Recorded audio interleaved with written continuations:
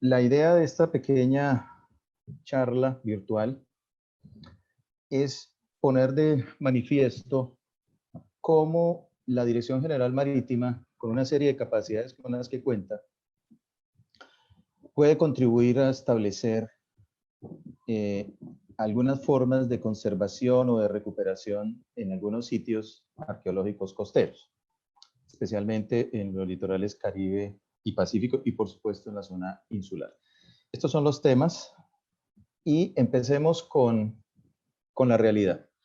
Para el caso del litoral Caribe colombiano, aproximadamente el 48% del borde costero experimenta el fenómeno de la erosión. Y cuando hablo de erosión acá hago referencia a ese fenómeno producto de la acción del viento sobre la capa de agua y cómo esa capa de agua va erosionando el borde litoral.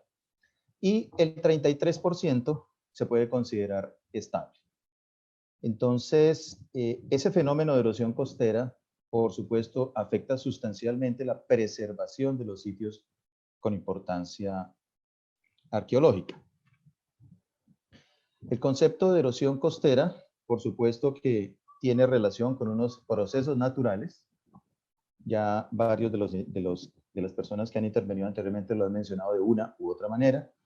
Aspectos como el incremento en el nivel del mar, las alteraciones en las fuentes de sedimentos que llegan a la celda costera, los oleajes de tormenta, que hace unos momentos hablaba Elizabeth Taylor de los huracanes, el transporte longitudinal de esos sedimentos debido a las corrientes locales, la acción del viento, la acción de las mareas, los aspectos de tipo geológico, subducción, fallas y demás, la erosión causada por agentes biológicos, los procesos de abrasión y, por supuesto, los ataques químicos sobre las rocas. Todo esto hay que sumarle unos factores antrópicos, es decir, todas esas acciones resultado de nuestro actuar como hombres. Entonces está la remoción de sedimentos, la famosa minería que hacemos a muchos niveles y en muchos sitios, en ese borde costero, la construcción de estructuras que interrumpen el transporte de sedimentos, especialmente enfocadas a solucionar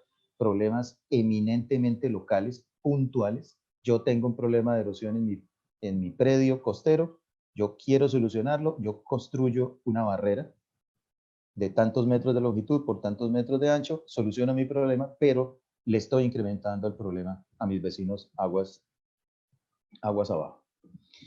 También está la modificación de esa protección natural de las costas y en mi concepto uno de los problemas más graves es la ocupación y urbanización en esas zonas que son de baja altura y ambientalmente sensibles que es básicamente la franja litoral y algunos podríamos hablar de la famosa zona costera. Entonces todo eso conforma ese fenómeno de erosión costera que ataca, y hay que tenerlo muy claro, la línea de costa y la franja del fondo marino que bordea esa costa. Entonces, la Autoridad Marítima Colombiana, dentro de sus funciones, tiene la de controlar y administrar esas franjas costeras, tanto en el Caribe como en el Pacífico y las zonas insulares de Colombia. ¿Qué es lo que se estudia? Ese fenómeno de erosión, y dentro de ese estudio del fenómeno se diseñan unas alternativas de solución ante este fenómeno erosivo.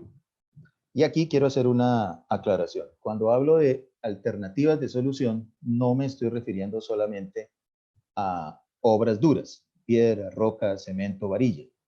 Cuando hablo de alternativas de solución, hago referencia a bien sea obras duras, obras blandas o lo que más está en este momento haciendo uso, que es una mezcla o un híbrido entre obras duras y obras blandas. Por supuesto que la elección de cuál es el tipo de alternativa de solución más adecuada está muy ligado con las características bien particulares de cada sitio.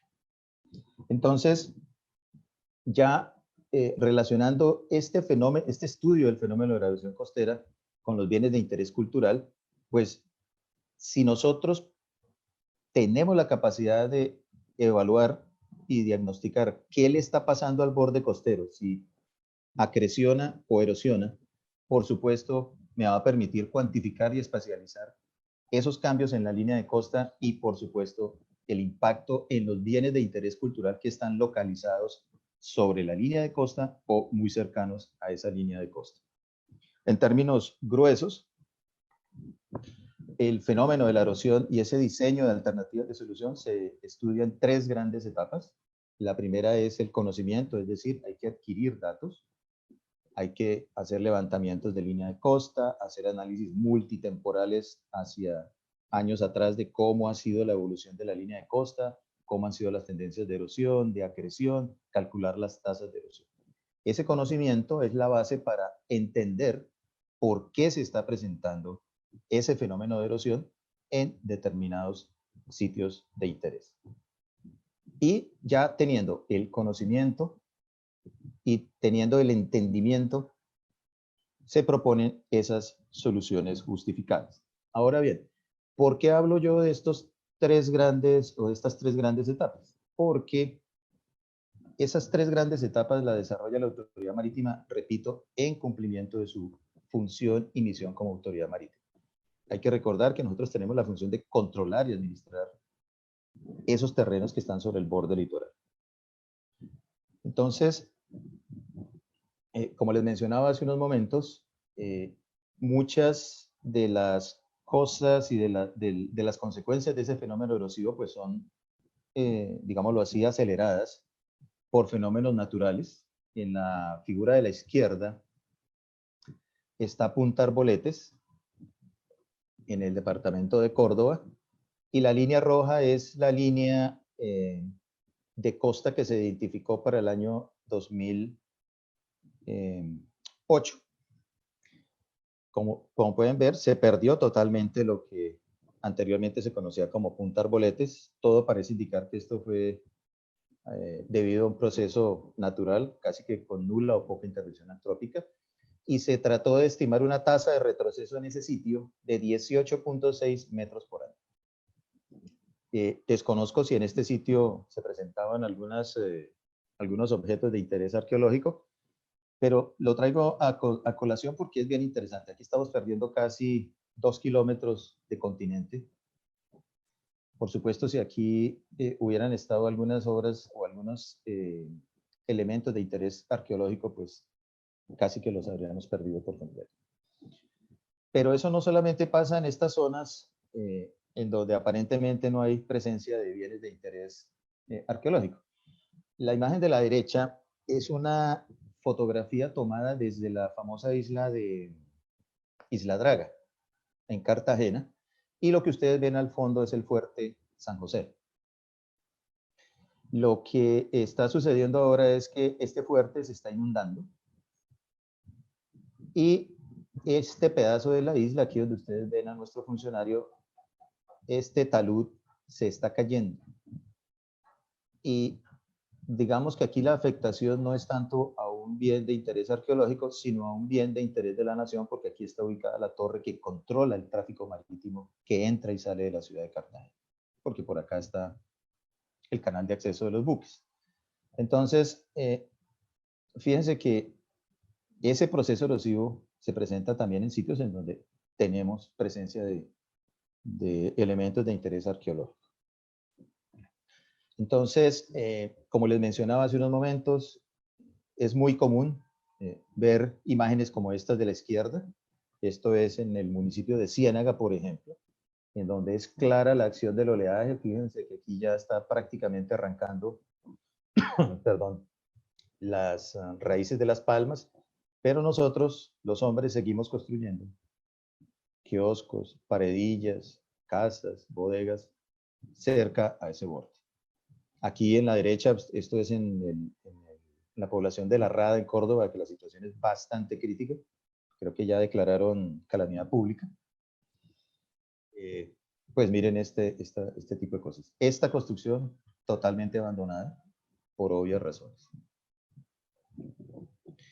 Entonces, esta imagen la traigo a colación porque es para ilustrar lo que les acabo de mencionar.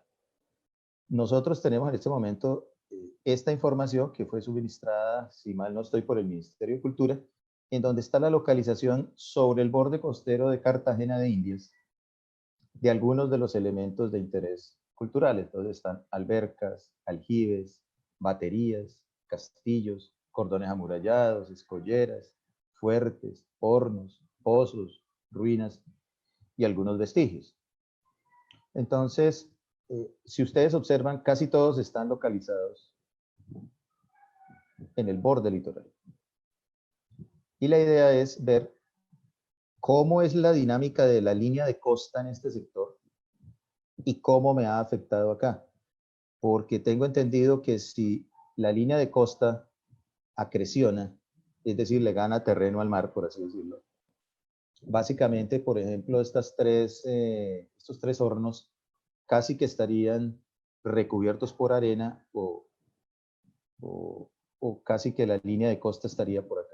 Y en caso contrario, si la línea de costa se echa para atrás, o sea, se erosiona, pues algunas cosas como los pozos y estos hornos que están acá, pues definitivamente quedarían sumergidos y el proceso de recuperación y de manejo sería mucho más complejo.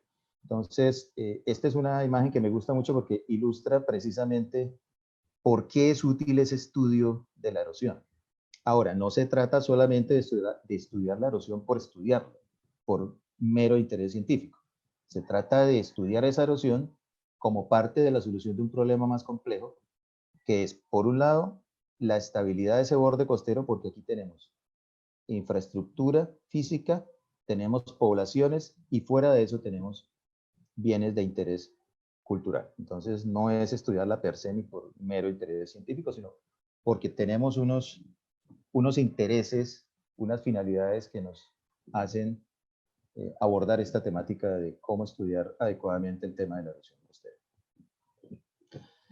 Pero estrechamente relacionado con esos estudios de erosión costera, pues uno no debe perder de vista el hecho de que eso tiene un entramado de etapas como es que nosotros técnicamente llamamos la gestión de la erosión costera. No me voy a detener mucho en esto, pero sí es para que los que me están viendo y escuchando tomen en consideración que cuando uno hace esos estudios de erosión costera, bien sea para construir una obra dura o una obra blanda, o hacer una mezcla de las dos, construir con naturaleza y obra dura, realmente para proteger ese borde costero, que si lo logro proteger, me protegería muchos bienes de interés cultural de la nación, pues hay que desarrollar estas 8 etapas. Hay que hacer, por supuesto, el estudio de la erosión, hay que hacer unos trámites administrativos ante autoridades competentes, que normalmente son las autoridades ambientales, las famosas consultas previas, si se requieren. Cuando son obras duras de mucho costo, pues hay que hacer unas pólizas y demás para garantizar que la obra quede bien hecha y preste su cometido. Viene todo el proceso de contratación para la construcción de esas obras o la implementación de esas soluciones, el desarrollo de las obras y algo que se nos olvida y que yo siempre recalco en estas charlas. La etapa 7 y 8, la 7 es el monitoreo de las obras. Realmente es muy poco el monitoreo que se le hace a cómo evolucionan o cómo se deterioran esas obras, llámense blandas, duras o híbridas entre blandas y duras.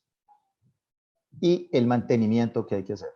En estos días pasábamos aquí por la carretera entre Cartagena y Barranquilla a las 6:30 de la mañana y veíamos cómo muchos de los espolones que están en ese borde ya no tienen overtopping, o sea, el oleaje pasa perfectamente sobre ellos y entonces ya la estructura dejó de prestar su funcionalidad como tal. Entonces, esto simplemente para tener el contexto de que tenemos también un marco como normativo y metodológico que nos permite que esos estudios de erosión estén bien adecuados para la solución de esas necesidades. Entonces, como les mencionaba, la Autoridad Marítima tiene una serie de capacidades técnicas de investigación. Por supuesto, están las plataformas a flote, los buques oceanográficos, el Malpelo, el Providencia, el Roncador, el Caribe, el buque balizador nuevo y otro que estamos en proceso de adquisición. Están los buques, los botes de Bahía Mayor, como esta, como la de la Tesoro, equipados con ecosondas y sistemas de posicionamiento que permiten obtener un buen conocimiento del fondo marino. ¿Y por qué es importante el fondo marino? Porque el fondo marino es como un acelerador o un freno de la energía del oleaje y, por supuesto, si la energía del oleaje aumenta o disminuye, el proceso erosivo también va a aumentar o disminuir. También tenemos unas capacidades para pronósticos de oleaje y atmósfera. Ustedes entenderán que todo lo que pase a nivel global y regional, pues por supuesto nos va a afectar en todos nuestros litorales, tanto Caribe como Pacífico, y en los terrenos y en las áreas insulares. Muy ligado a eso está la red de monitoreo de parámetros oceanográficos y meteorológicos, que son estos simbolitos que ustedes ven acá. Entonces es una red que tiene la Autoridad Marítima y que permite elaborar una serie de pronósticos para la seguridad y la seguridad del tráfico marítimo en el país, y por supuesto es base también para tomar algunas medidas de prevención en caso de ocurrencia de eventos extremos. También dentro de esas capacidades hemos tenido algunas experiencias exitosas en realizar estudios específicos de erosión costera. Hace 2 años hicimos uno con la Agencia Nacional de Tierras para las Islas del Rosario, porque la agencia tenía un pequeño problema, y era que como esos son bienes baldíos de la nación, la agencia se los arrienda a particulares, y el canon de arrendamiento está basado en el área que tiene cada una de las islas. Pues esos arrendatarios, con el paso del tiempo, se fueron dando cuenta de que si ellos firmaron su contrato hace 1 año o 2 años y la isla tenía, por decir algo, 0.5 hectáreas de extensión, ya era evidente que no tenía 0.5 hectáreas, sino que tenía menos. Entonces ellos estaban reclamando, si se me disminuye mi área, pues debería disminuirse también el canon de arrendamiento. Entonces se hizo el estudio, y lo que ustedes ven aquí, por ejemplo, para el caso de esta isla, lo que está en rojo son las áreas que se perdieron de la isla, y lo que está en azul, lo que se ganó, o sea, el proceso de acreción. Este estudio fue específico para saber cuánto habían perdido y cuánto habían ganado en área de esas islas. Otras de las capacidades tienen que ver con la generación de modelos digitales del terreno de alta resolución. Esto es fundamental porque esto permite, primero que todo, localizar con muy buena precisión y exactitud en dónde están localizados esos bienes de interés cultural, y por supuesto, tal vez para efectos de gestión de riesgo, lo más importante es tener una representación muy exacta, muy precisa de cómo es ese borde costero. Este que ustedes ven aquí a la izquierda es un modelo digital de terreno del sector de Pozos Colorados en Santa Marta. Por aquí está la terminal de Ecopetrol de Pozos Colorados. Entonces, esto tiene puntos cada 25 centímetros. Entonces, la representación de ese terreno es bastante precisa y exacta. También están las capacidades que tenemos para levantar las líneas de costa actual con tecnología GNS o GPS. El levantamiento de perfiles de playa, que la razón por la cual básicamente hay que hacer los perfiles de playa es porque casi todas las embarcaciones que se tienen solamente llegan hasta más o menos los 4 o 5 metros de profundidad. No se pueden aproximar totalmente a la línea de costa para tomar las profundidades, y no se pueden aproximar por las restricciones del calado. O sea, si se arrima mucho la embarcación, se encalla y después es un problema sacar. Entonces, digamos que ese hueco o ese gap se cubre de manera casi que manual, haciendo perfiles de playa para tratar de tomar cuál es la profundidad desde los 4 o 5 metros hasta la línea de costa como tal. Esto es fundamental para el proceso de propagación del oleaje y ver cómo y en qué dirección y con qué altura llega el oleaje en un sitio determinado. Otra de las capacidades está el tema de ingeniería de costas. Entonces vuelvo a hacer el énfasis aquí en ingeniería de costas, pues se trata también de tener capacidades para diseñar, calcular y simular los efectos de estructuras duras, pero también, como aquí en el caso de Isla Draga, en la parte de abajo, aquí ustedes alcanzan a ver una representación artística de la torre de control de tráfico marítimo. Realmente lo que se plantea ahí es 2 obras duras, que son estos 2 espolones y esta realimentación de playa por este lado y realimentación por este otro lado, y unos tables tacados para sostener el talud que se está cayendo actualmente. Entonces, digamos que esta es una propuesta de solución mixta. Y la última, pues estamos ahorita tratando de definir, porque hay una idea, si no estoy mal, a nivel de la Vicepresidencia de la República, de hacer o de plantear una solución integral para toda la isla, de tal forma que se solucione este problema de la torre de control, y a la vez se trate de solucionar el inconveniente que están teniendo de que muchas partes de este fuerte de San José se está inundando. Por supuesto que también dentro de esas capacidades está la de modelado numérico. Esta también es Isla Draga. Entonces, en la imagen de la izquierda, ustedes pueden ver la magnitud de la velocidad de las corrientes. La torre está ubicada más o menos acá. Entonces, ustedes pueden ver que en promedio, esos son corrientes de 0,24, 0,26 metros por segundo. Cuando se hace la intervención con estas obras, que es el caso aquí de la derecha, observen que ya aquí las corrientes, la velocidad de las corrientes es bajísima. Eso quiere decir que el transporte de sedimento es muy bajo, es decir, que ya no voy a tener esa pérdida de sedimento acá y por lo tanto no me va a afectar la posición de la línea de costa y lo que esté sobre esa línea de costa. Y esto es un tema importante porque esto es modelar sin haber invertido los recursos económicos en la construcción de estas alternativas.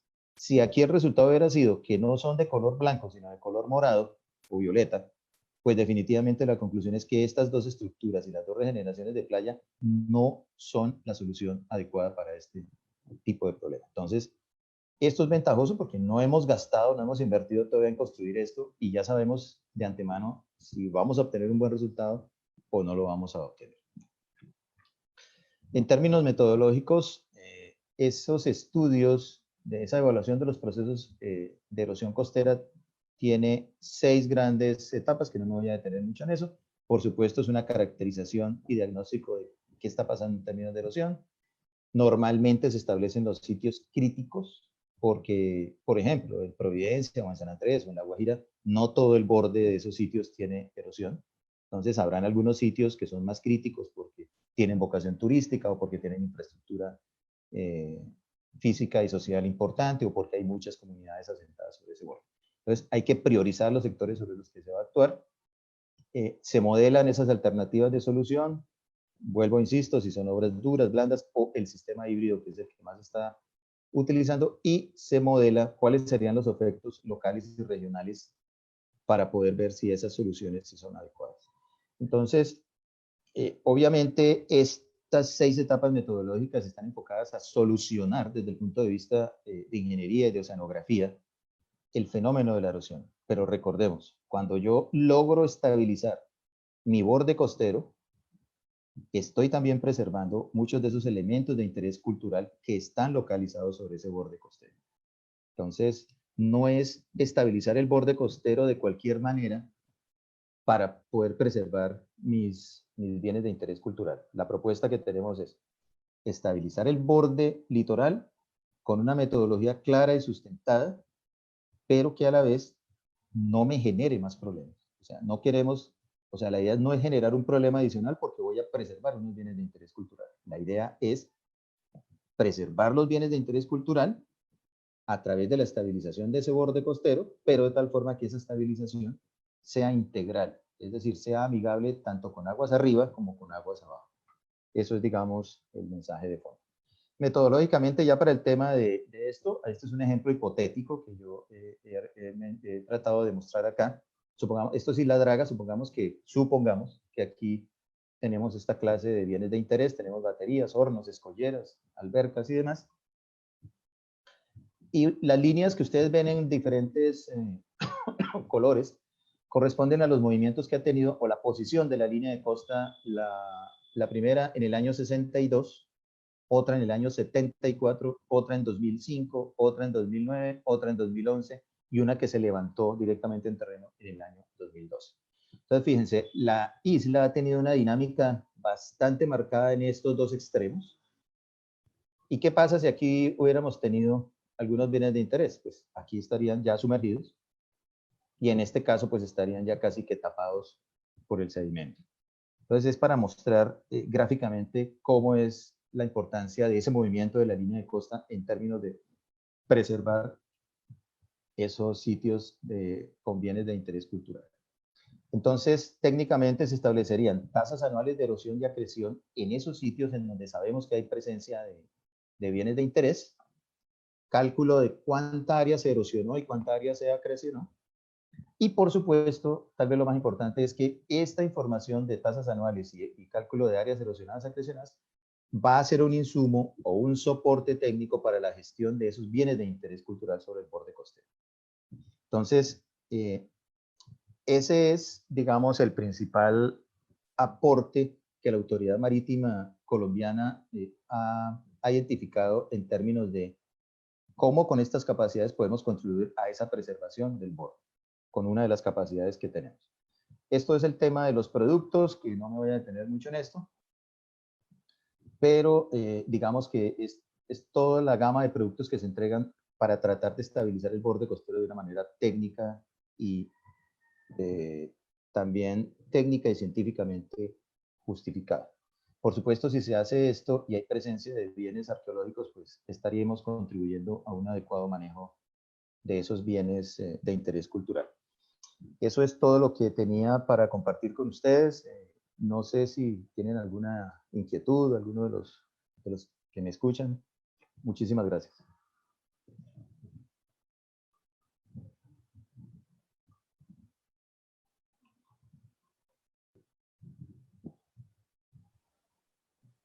Muchísimas gracias, Fernando, por esta contribución.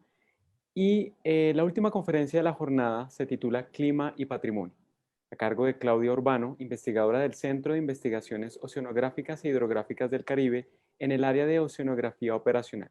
Su interés se centra en el modelado numérico de procesos oceánicos y en el desarrollo de sistemas de pronósticos hidrodinámicos y de oleaje. Bajo el proyecto SIPSEM, su objetivo es mejorar las capacidades regionales y la creación de redes con el fin de brindar productos útiles y climáticamente inteligentes para los tomadores de decisiones en DIMAR y la comunidad marina. Muchas gracias por participar. Claudia, bienvenida.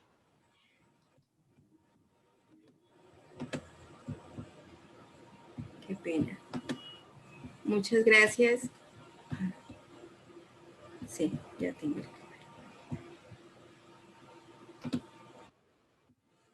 Ahí, disculpe, ¿pueden ver la pantalla?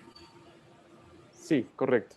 Muchísimas gracias. Muy buenas tardes a todos los ponentes y a todos los que hasta este momento pues, están acompañándonos y esperaron hasta esta última ponencia.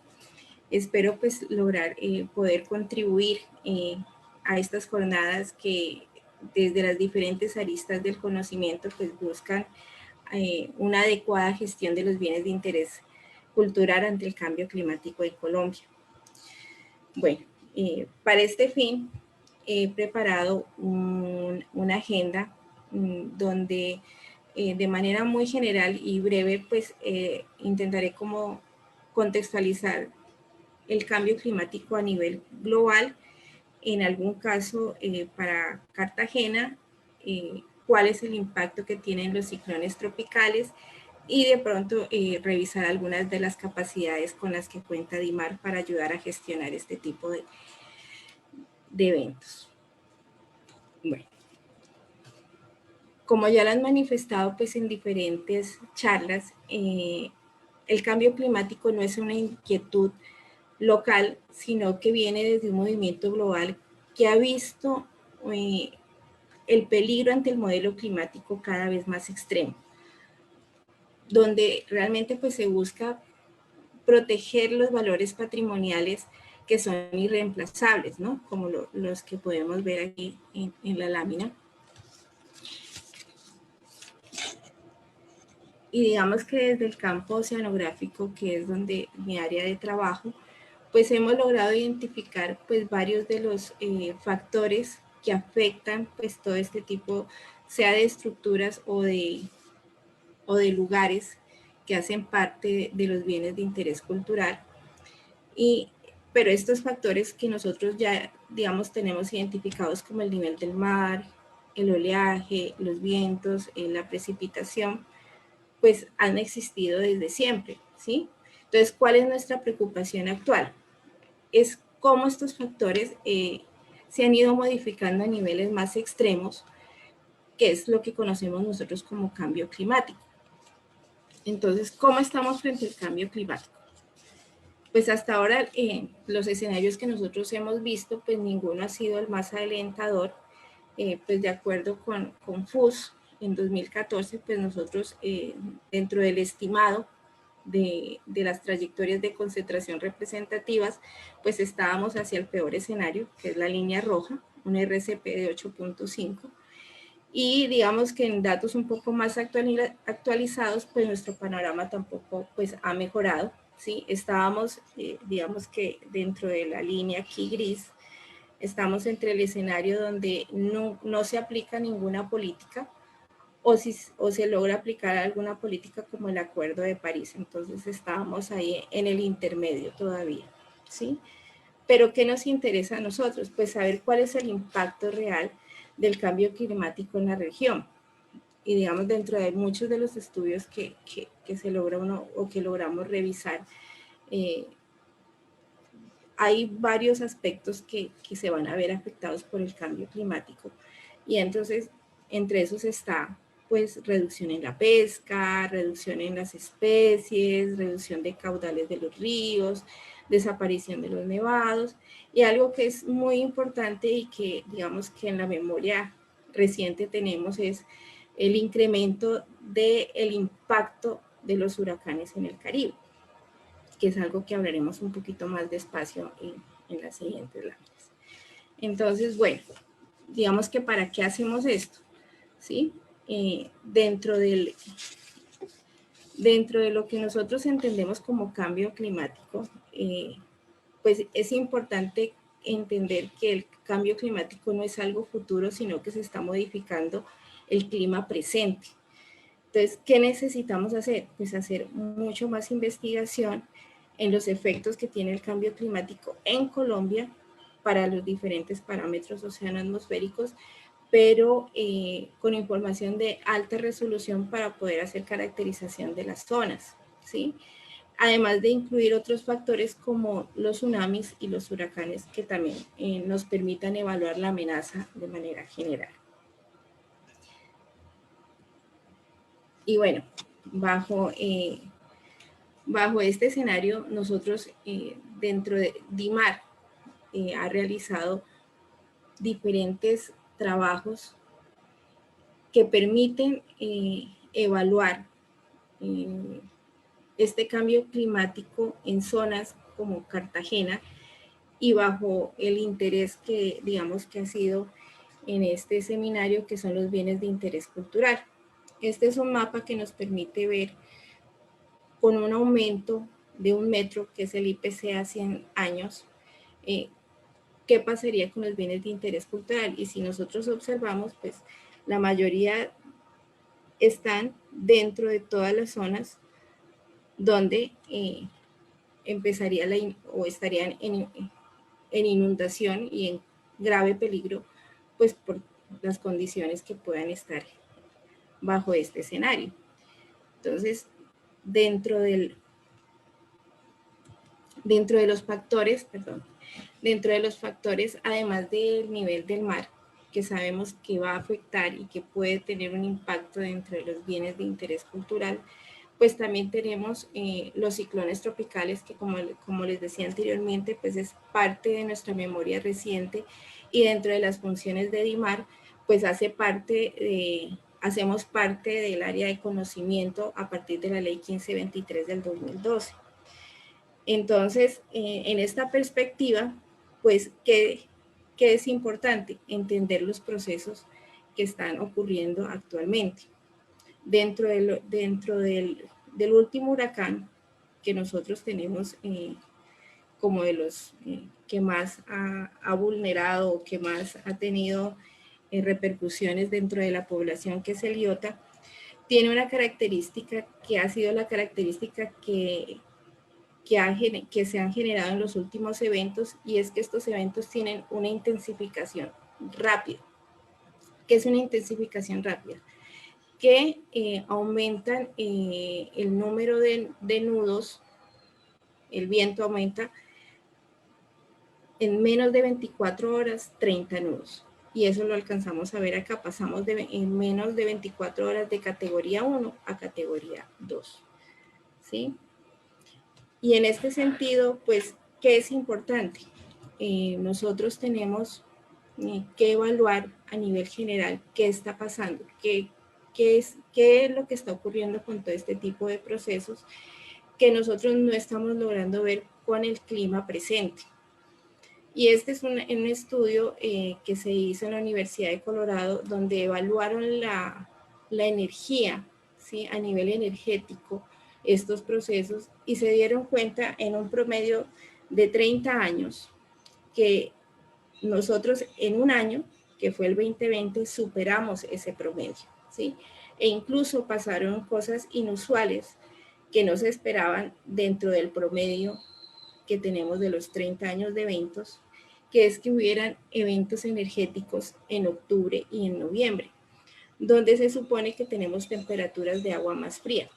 Recordemos que nosotros los ciclones tropicales, una fuente de energía, pues es la temperatura del mar, y pues normalmente cuando la temperatura del mar se enfría, pues estos eventos tienden a ocurrir menos, pero vemos que el 2020 pues ha sido una excepción, y bajo esa premisa nosotros tenemos que entender que el clima presente, o sea, lo que estamos viviendo ahora, no necesariamente lo podemos entender con la historia de lo que nosotros hemos venido trabajando.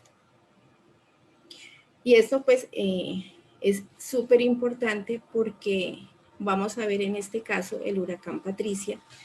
El huracán Patricia es un huracán que sobrepasó algunos de los récords, y uno de ellos fue también la intensificación rápida. Pasó de huracán 1 a huracán 5 en menos de 24 horas. Y dentro de las mediciones y los modelos de pronóstico, que son los que están aquí en colores, podemos ver que ninguno de los modelos de pronóstico pudo representar correctamente el evento. Entonces, mientras los pronósticos hablaban de categoría 2, él ya estaba en categoría 5, ¿sí? ¿Qué repercusiones tiene eso?